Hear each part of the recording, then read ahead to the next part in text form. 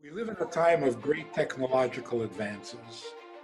We live in a time where we believe almost blindly, almost religiously, in the powers of science and scientists, and experts, doctors, and yet we are suddenly finding ourselves without a solution, without a clue.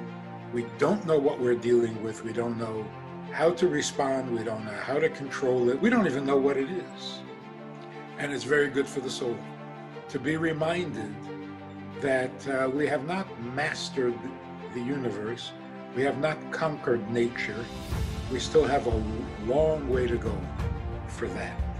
Now, there are people who actually say, and they say, why would God allow such a virus? Why would God allow such a pandemic? Why would he allow it? What is that suggesting? It's as if some things happen and God intervenes, but then there are other things that happen and God doesn't intervene. Nothing happens unless God makes it happen. Everything that happens for a divine purpose and a divine reason. Otherwise, it cannot happen. Everything we're going to experience is going to be divinely orchestrated for our benefit. The world is shutting down all its practices. What is our schedule made of?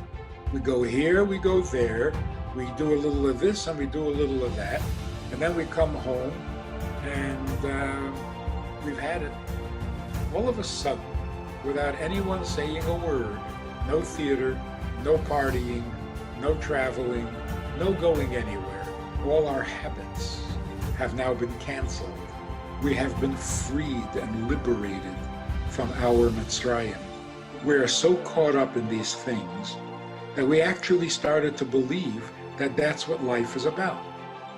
Life is about going to school, going to work, going to parties, going to a theater, going for some entertainment, going for some shopping. That's life. Now we're seeing it's not. This is a very good thing. The break of habits that this virus is bringing is such a fantastic opportunity to change the habits we've been trying or hoping to change, planning to change for years. But, an hour goes by, a week goes by, a month goes by, and you haven't changed it. Now, we have the perfect opportunity. Everything is changing anyway. We can now have the life we choose. We are encouraged by events to rethink where we put our energies. What are we living for? What are we getting up in the morning for? The world is going to be a much better place as soon as this thing is over. That is really a pre-Pesach message. Every generation has to come out of its Mitzrayim, out of its enslavement.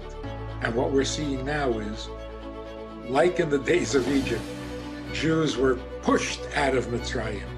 Here we're being pushed out of our habits. We're not asked, we didn't volunteer, it's being done for us. If we take advantage, if we keep our heads and we see the opportunities, by Pesach time, we can have a much healthier life, a much healthier planet. All assumptions can now be questioned. All habits can now be challenged. All fears can now be dismissed. Were we worried about China? Were we worried about Iran? Were we worried about the price of oil? Boy, we're getting sobered up. Everything is changing. And it is changing for the better. It's a good thing. Not scary at all. Exciting. And we are maturing as a human race. That is a beautiful thing. It's not a warning. It's not a punishment. It's not doomsday. This is going to pass. And we're going to find ourselves in a cleaner, healthier, more noble world, politically, geographically, financially, and personally. So now is the time to think not of ourselves but of others, We have to become more alive, more enthusiastic about our mission and our purpose. We're going to do mitzvahs we've never done before because we're going to have more time. We're going to be home. We're going to become better mothers, better fathers, better husbands, and better wives because we have no choice. Got no place to go.